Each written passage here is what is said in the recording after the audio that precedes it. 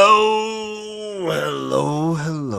Welcome to another episode of Spring Fever. As always, it's me, the red-faced fuckboy himself, XFL Jim. Ladies and gentlemen, this is the XFL. And of course, joined as always by the incomparable, the immeasurable, the irreparable Uncle Rico, a.k.a. Eric. I don't know. There's just a lot of trying after play. We're trying to make some stuff happen, and they're doing a little extra pushing and shoving. We're trying to get our fucking job done. They're just... It's one of my favorite clips, Eric. I feel like that exemplifies you. You're just trying to get your fucking job done, dude. That's all I'm trying to get done. Whether it's this show, whether it's the tailgate, whether it's any show, just trying to get your fucking job done, dude. Just grinding, man. Always grinding. So we got some stuff to talk about today on Spring Fever. We, of course, have a little bit of UFL news, just a smidge of UFL news, and then the big stuff's the CFL. I have a little theory I want to posit to Eric sometime in the show, and then some questions and whatnot. So, you want to start with the CFL or you want to start with the UFL, Eric? How are you feeling that you want it to go? You know what? It's your world, Jim. I'm just living in it. We'll start with the UFL. We'll start with the lovely United Football League, and then we'll make a full CFL show after this. So there was a cool little deal on Twitter where like fans kind of just tweet at Mike Repole, and he actually does an impressive job of like coming out and responding. So we got a couple tidbits of news that might be dropping either later this year or at the start of next year. So we got basically confirmation that the season schedule will be happening in January. We will get the season schedule in January. That's kind of what he mentioned for that. He alluded to some potential coaching additions, changes, a general shakeup for coaching. I don't know what that fully means. I don't think any of the coaches are going... Maybe coaches are leaving. Like, I don't think any coaches are getting moved to different teams, except maybe some people are saying, what if Wade Phillips goes back to Houston? Okay. That could be interesting. And what was that? Is he healthy enough? That's probably not. Probably not. And then it sounds like roster announcements, like full team rosters, are coming soon-ish. We don't know what changes are going to be made. It's been known that he's tried to push for a more regional sort of deal where you get players that played around the system. I don't know how close he wants to mimic like what the AAF had back in 2018. I have thoughts and opinions on that, but we don't know. And I just wanted to say it's nice to see like a head owner, like a guy who seems to be the head honcho in charge, that actually responds to fans. Like, it's nice to just have communication. Yeah, that's nice for a change. I mean, I'm so down on the league, I'm just like, whatever, man. Eric's dead on it. It's almost like it's. I was gonna say it's almost not worth talking about because Eric just like he hates it. Yeah. He's the most anti-UFL guy around. Yeah, it's just you know what? You just cock teased me my whole life. Whatever, dude. Fuck off. I'm done. Do players from last year know what team they are on? Yes. So like players are still. They did full. They had this was the first year of full free agency. So guys are on Michigan's team. So that's what we don't know for sure yet. So what I'm hoping, and what I feel like a lot of people are hoping, is that the full rosters just get moved to one of the new teams. So like, if you're a Michigan Panther, now you're a Louisville King, or an Orlando Storm. Okay. What I would hate is if they just did like, okay, these three teams that are getting relocated, they mix it all up and then they just random rosters to wherever. I wouldn't like that. I think you want to keep as much cohesion as possible because I feel like if you mix everything up and just scrap the rosters, you're putting those new teams at such a disadvantage. Yeah, I concur. Going up against teams like the Renegades, Battlehawks, like everyone else that has 2-3+ years of like cohesiveness. It's just one of those things, dude. Like, yeah, how the hell are they going to do that, man? I think if they're smart, they're just going to move team because like it's not like they're moving a roster from Michigan to Orlando. They're all still staying in Dallas. Yeah. Like, that's not hard. But I mean, like, if I'm Joe Smo, a backup defensive lineman, do I know if I'm in the league next year? I guess that, you know what I mean? Like, I think so. It's full on free agency right now. I think the teams can hold 50 some people. so just because I was on Team X last year doesn't mean I'm on Team X this year. No, you potentially can like walk and go to a different team. This is the first year of full free agency. Okay. So they've been if you teams last year, like Perez Perez got announced, so Perez is on the right. Yeah. Okay. Like, it's the name that who's the quarterback from the Defenders? Tamu. So right now, Tamu could go anywhere he wanted. If any of the other teams wants to pick him up and he wants to go to a different team, he could go. Yes. Okay. This is full. They're doing full on free agency. If you're interested in keeping up fully with roster news for the UFL, Pro Football Newsroom, that's like James Larson's MO, is like all the roster guys. He announces like every single signing. Mm-hmm. And so it's like I just do it a couple times a day. I'll just go on the site.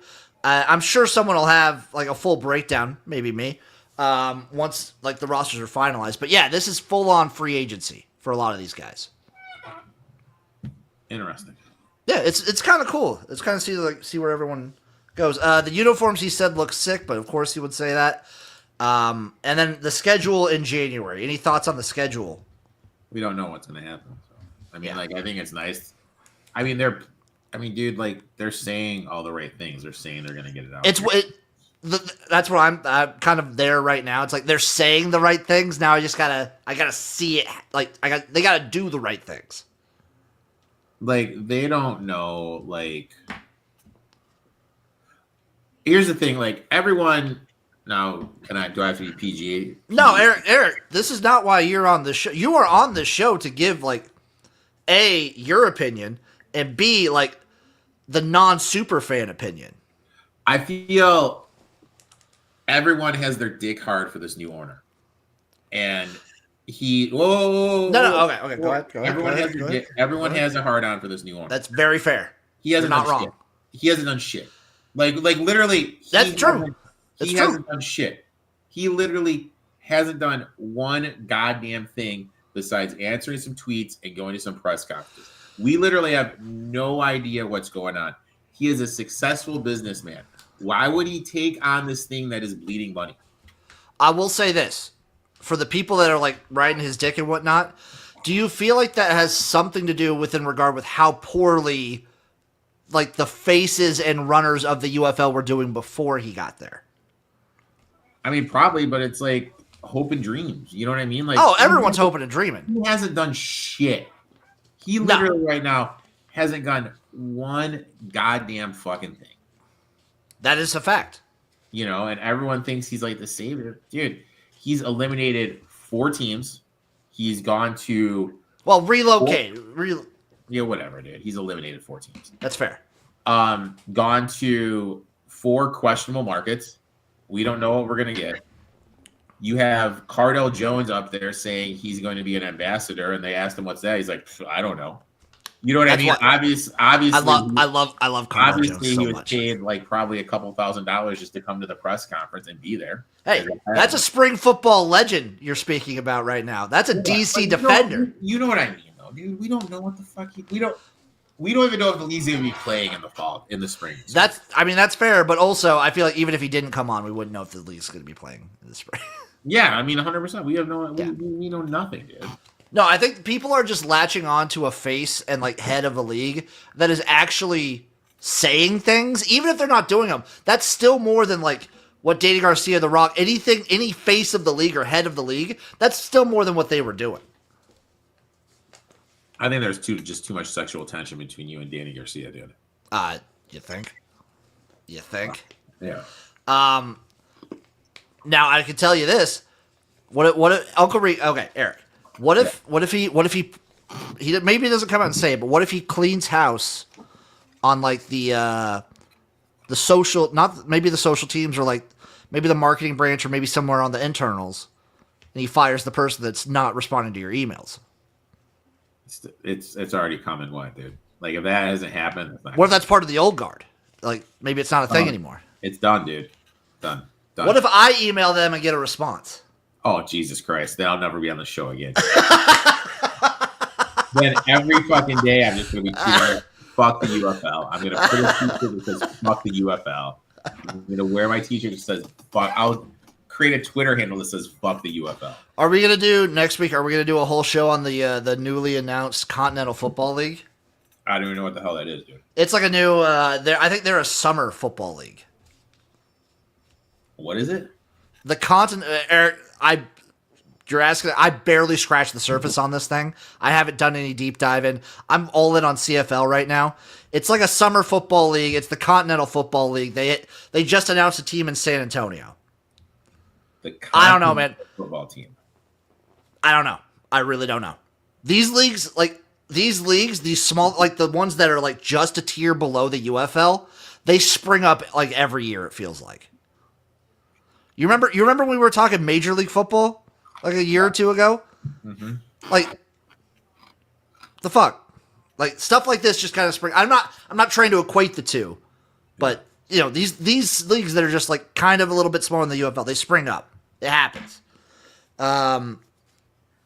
Anything else you'd like to see out of the UFL, like announcement wise? I said, when someone asked me, I said it'd be nice to hear a plan for where the championship game would be played. That'd be nice, or just kind of say, hey, like have a plan for the playoffs. That too. Remember last year, yeah, teams that should have had home field advantage didn't have home field advantage. The Michigan Panthers. Have a plan for that. Say this is where the championship game is going to be played at. Obviously, you and I have talked about this before. We both agree it should be played at a smaller venue. Being played at a smaller venue will be more visually appealing for those watching on TV. It won't look like it's played at FIU on a Tuesday afternoon. I saw that was bad. That was bad. I saw two options that I liked for the championship game, by the way. One is just whichever team makes the championship game with the winning record, they just get home field. But like the only thing with that, though, is they're playing in like MLS stadiums. Yeah. And it's hard to book that far out. That's very fair. My preferred one would just be it worked for the USFL. Great. Go to Canton. Yeah. I feel like people want to go. Mm-hmm. I feel like there's something there that people could go do. You could go see the Pro Football Hall of Fame. That's really cool. It's a small stadium. It's great. Or maybe you just rotate. Like maybe the one like this year you go to DC. This year you do whatever. This year you do whatever. Follow the CFL model where you just kind of rotate from stadium to stadium. Yeah. Yeah. Works great for the CFL. Yeah, I like that. Speaking of which, that's a great transition, Eric. That's why you're a pro. That's why you get paid the big bucks. CFL, baby. The playoff picture. And you know where I spent those big bucks, Jim? You spend them at Royal Retros? Well, RoyalRetros.com. Baby. Promo code Spring Fever, get 10% off. Bam. Spring Fever, all one word, all capitalized, 10% off at Royal Retros. Get your merch. Get your what is it? What were they, the Baltimore Stallions for the CFL? I believe. The American CFL team, the last American team to win a Grey Cup. I think the only American team to win a Grey Cup. Look at Jim's. It's Eric. You have to know. It's one of my favorite facts that America, the United States of America, have won a Grey Cup more recently than Canada's won a Stanley Cup. Just drop. It's pretty cool. It's pretty cool. So the playoffs are quote unquote locked in for the CFL, meaning the teams that are participating in the playoffs are locked in. But who's all playing who and what's going on with like the crossover and whatnot is not locked in. The only team that has their position solidly in stone are the Saskatchewan Roughriders, who have locked up first place in the West and a bye. Okay. Otherwise, you have the BC Lions, Calgary Stampeders, and Winnipeg Blue Bombers all sitting at, well, BC and Calgary are both tied at 20 points apiece for the playoff run. Winnipeg's at 18. They probably are going to do the crossover. But Hamilton and Montreal in the East are both tied. So we don't know who's first in the East yet. So we have a couple big games this week, Eric. So like you could get the most likely, I'll give you this, the most likely scenario for the playoffs. Because I think if Hamilton wins, they're just in. Yeah. I don't think Montreal might have a shot. I don't know all the tiebreakers. Right now. But the most likely one I've seen, Saskatchewan gets a bye, Hamilton gets a bye, BC and Calgary play each other in the West in opening round, and Winnipeg and Montreal play each other in the East opening round. Okay. So with that in mind, here are your futures for the Grey Cup. Tell me if there's anyone you like. We'll start at the top, move our way down. Winnipeg Blue Bombers 10-1. I mean, like, I feel you have to. Their defense is still hot. Collaros. Championship pedigree, you have to. They've made the championship game like the last 5 years in a row. They've made the game. Pedigree, you have to. You got to make the game to win the game, baby. Calgary Stampeders plus 650. Whoa, you have to make the game to win the game? Yeah. You like that? You like that? Jim. You like that? Copyright that shit, dog. Okay, baby. Calgary plus 650. No. This team, get them out as soon as possible. They've been an ugly sight the last like 3 or 4 weeks. BC Lions plus 500. Enticing. Very enticing. When I'll say this every time I talk about them. When that offense for the Lions is clicking, Tough. It's the best thing to watch in the league. It's so good. Yep. Montreal Alouettes plus 320. No, too short. Too short, but the East is easier, I think, to get through than the West. Ticats plus 300. No. And Rough Riders plus 230. I like BC plus 500. Winnipeg's tough because from what I've been seeing, the hottest team right now in the league are the Montreal Alouettes and the BC Lions. Those are the 2 hottest teams in the league. Davis Alexander, by the way, for Montreal, Eric, as a starter, 10-0. Just a cash 10-0. It's whatever. Undefeated as a starter. Just gonna. Like, whatever. He was hurt. He was banged up for a good portion of this year. Missed some time. He's come back now and has looked amazing. This Montreal team is firing on all cylinders. They look hot. I don't want to be in their way. They look fucking good. I mean, Jim, I'll be honest, man. For me, I want to take a shot. I'm a shooter, Jim. Bombers, then. Bombers. Get him in there. Jim, I'm a What a fucking shooter. What a story. So, like, before we get to the games and whatnot, I was going to tell you. So, like, the story for this, like, for a couple of these teams, some of these quarterbacks might not be back next season. Really? So, speaking of the Blue Bombers, well, what's the average age that you feel like a quarterback retires? Just like let's say the NFL. 30. Because you know more about that. Like, average age? Jesus, like 35. So, I'm just saying this. The Hamilton Tiger Cats have Bo Levi Mitchell, 35. He's going to go down leading so many stats in CFL history. I don't think he's done. I think he plays until his arm falls off. Okay. But the Blue Bombers, they got Zach Collaros. He's 37. Jesus. How many times can they make the Grey Cup and he, like, shits the bed? Like, he has gotten them there, but he has been looking noticeably worse, like, every postseason that they've Can't get him over the hump. That's what you're saying, Jimmy. He can't win that big one. Can't get him over the hump, Jim. They make the Grey Cup, but he always has his worst game in the Grey Cup. And I feel like at 37, I don't know. And then the Saskatchewan Roughriders, Eric, Trevor Harris, had a bomb season. He's clean with it. He's 39. 39? Mm-hmm. Jesus, Jimmy. Yeah. So, like, I don't know, man. Some of these guys, like, Bo Levi Mitchell will just keep putting up stats forever. I don't know, man. Dude, I mean, he's going to finish, like, career amazing. Uh-huh. He needs some hardware to go with it. And then last, before we get to the games, I don't remember if we talked about it a couple weeks ago, but the halftime show was announced. Did we talk about the CFL halftime show? That we did not, buddy. Machine Gun Kelly. Can't name one song. I know who he is, but I can't name one. Eric's favorite punk rock celebrity. I can't. And name punk one. rock, pop punk artist, Machine Gun I Kelly. cannot name one fucking song, dude. Can you name his wife? Isn't it Megan Fox? It is. See, he knows that. He doesn't. Like, dude, Megan Fox. I know Megan Fox, dog. Eric knows celebrity. I know hot celebrity, brother. That's fair. That's fair. Moving on, Eric. It is the final week of the CFL regular season. The final time we get to see many of these teams play with the current rules. This is the last game that we'll get to see out of the Ottawa Red Blacks. Survey. Yeah. Conducted I did see that. that most. What was it for the percentage of Canadians that won't go to the CFL anymore? Like after next year, I don't know how true that is.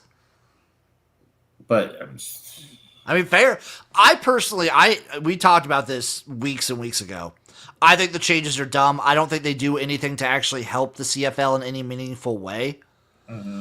I feel like, and this is just me, and people call it Americanizing. I don't know if it's fully Americanizing, but if they do Americanize and like try and make the CFL a closer product to the NFL, yeah, I feel like that will only weaken the CFL standings.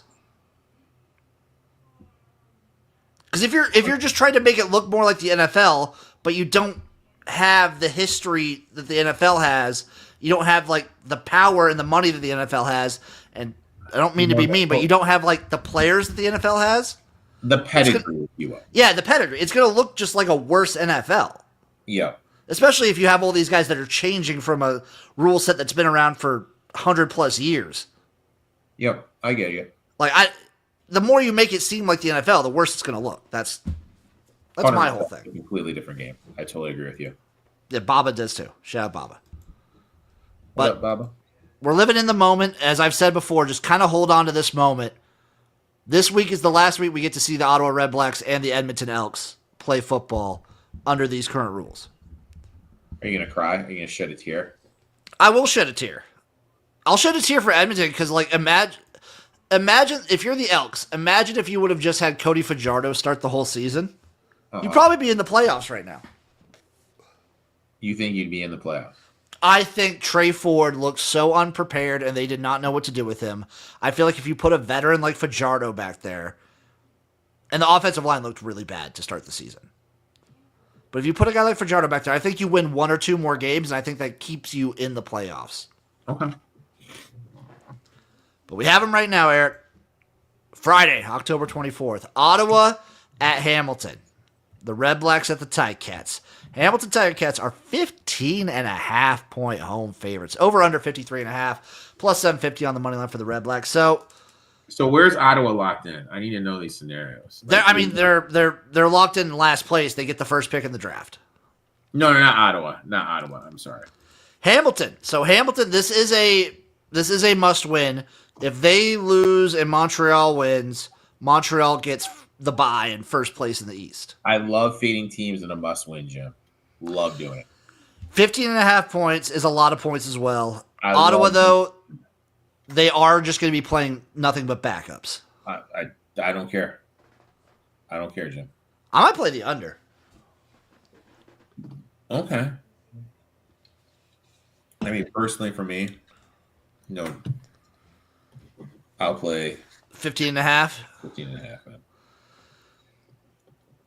Bo Levi Mitchell's going to fucking sling it, though. You think he's gonna? You think he's just gonna be like Willie? I think he can sling it. Maybe I switch my mind entirely and go over, just because I feel like he slings it. And I like your Ottawa plus 15.5 because like you said, this is just a spot play. Backs against the wall for Hamilton. Must win scenario.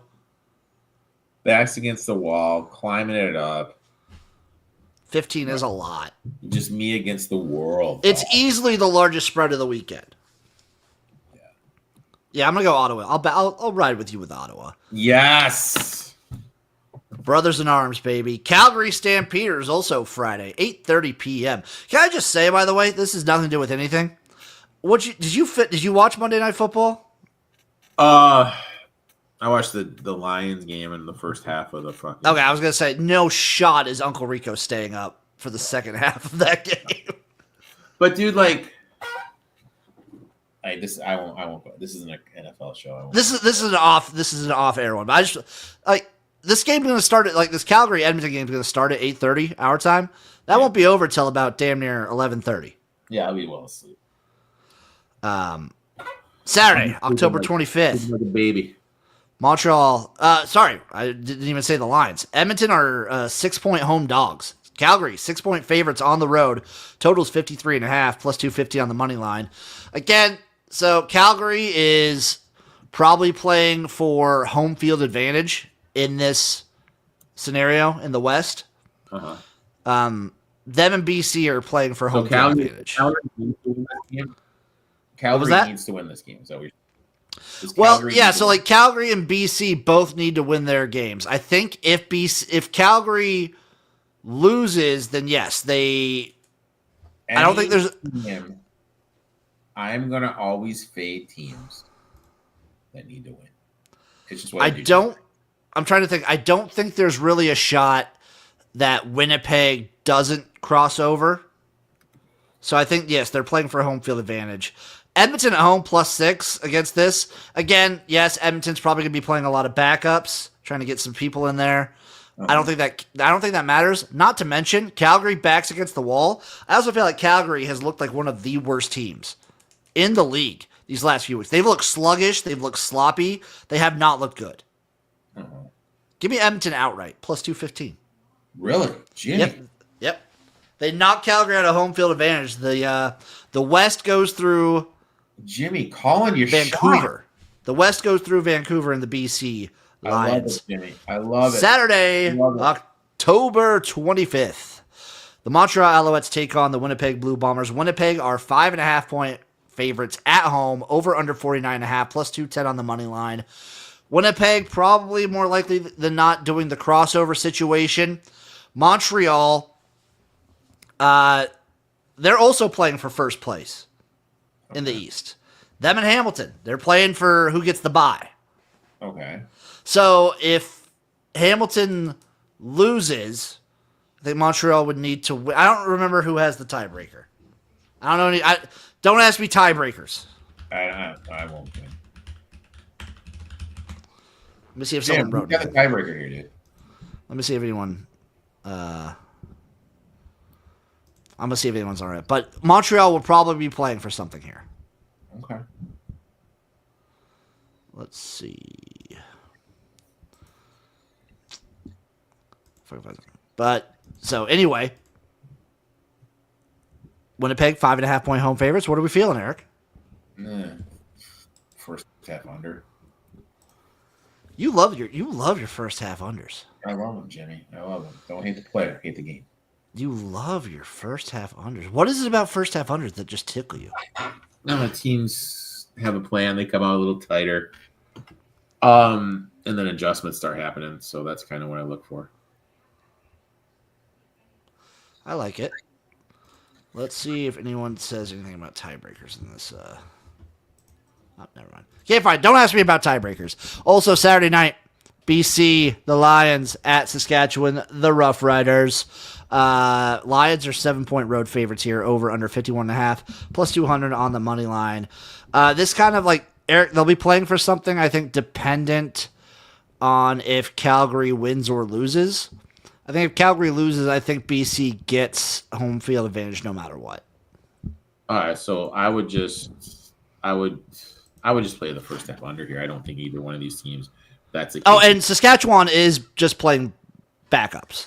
Yeah, I would for the last 2 weeks they've just been playing nothing but backups. Yeah, first half under. First half under, game under, any under you can find. You know we got some. You know who got some playing time in the last. Shane Patterson. Game? No, I don't think he's with the Rough Riders anymore. Ooh. He's a free agent. Let me see if I can remember the guy, the man, the myth, the legend. There he is, Jack Cohn, baby. Jesus. Jack Cone. That motherfucker. Hell yeah, that motherfucker, dude. That was a rough game. I watched that game against the Blue Bombers. I will probably take first half under in this one as well. I'll take the full game under, if I'm being honest. I think Saskatchewan's defense still, even with backups, is still pretty feisty. BC could or could not maybe be playing for something. So,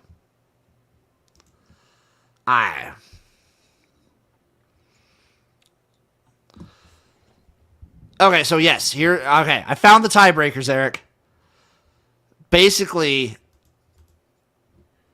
if Calgary loses, then BC is locked in to home field advantage. Same thing with if Hamilton loses to Ottawa, Montreal is locked in for home field advantage. But if Hamilton wins, Montreal must win, and if Calgary wins, BC must win.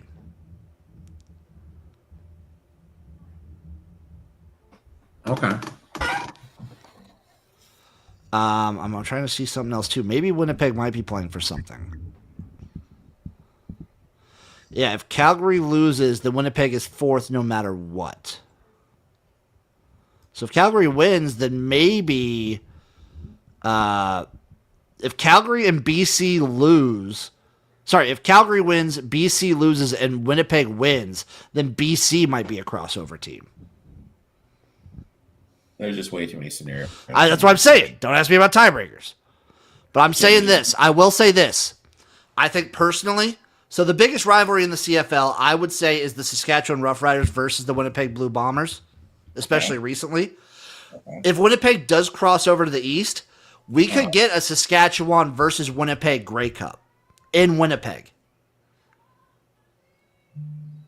And I think that would turn me on so hard. The two matchups that would turn me on the most is that or the Montreal Alouettes versus the BC Lions, because I think they're the two hottest teams in the league right now.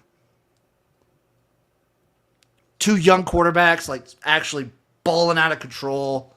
BOC Love it. Would love it. Would absolutely love to see that. Once again, to reiterate, I am on Ottawa plus 15.5. Edmonton outright plus 215. I will take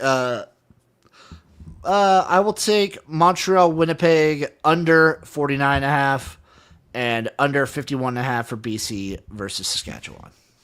Okay. Boom. Boom. I'll take the first half and game under the Rough Riders and BC Lions. I'll lay the points with the Bombers. I'll take the Elks plus the points. I'll take the Red Blacks plus the points. You want me to roll through the playoff schedule to see? There's no shot Eric is watching a single one of these games, by the way. Just selling me out, Jim. I'm just saying, dude. So like there's a decent shot. I don't stream it, but maybe I catch them on like a side screen because they're playing everything on Saturdays. So like the Eastern semis, November 1st, it's 2 p.m. and then 5:30 p.m. both Central Time next week. That's when the first round of the playoffs is. Next Saturday at 2 and 5:30. Well, I'm gonna be at a Nebraska game that weekend. What? How many college fucking events are you going to, dude? Well, these tickets I got for free. Are you just living your best life, dude? I'm living a really good life right now. But like I can't watch that one because I'm gonna be at a game. And then the finals for both the East and the West, they're on November 8th, the next weekend. At 2 and 5:30. Yeah, I probably won't be watching any of these, buddy. Those are some pretty big college football weeks, if I remember right. Yeah, I'm probably not going to be watching any of these, bud. And then the Grey Cup itself, which I will be watching. Sunday, November 16th, 5 p.m. Yeah. It's because you're an NFL truther. Yeah. Eric doesn't prefer. He prefers NFL. He prefers a substandard brand of football, I would say. Dude. Unless you're watching your line. If you're watching your team, that's fine. But I will be streaming the Grey Cup. That is a promise. Well, maybe I'll stop by. I don't think I've missed one Grey Cup yet. Maybe I'll stop by. I don't think I've missed a Grey Cup, brother. Maybe I'll stop by for a little bit. I don't know. I don't know if I feel well. I will definitely. I'll be. I don't know if I'll feel welcome. We've been talking about how good your bets are doing. We'll see. We'll see what's going on. Damn right. And we will see you guys next week for another episode of Spring Fever. It's been nice chatting with Eric again after a week without you, my lovely man. Make sure you guys go to Royal Retros, get some merch, Spring Fever, all that jazz. Love Royal Retros. They're day one. They're a great supporter. Love this man. Follow this man at ETOF21 Sports. Follow me at XFL Gym. Yada, yada, yada. Toodaloo, everybody. Kisses.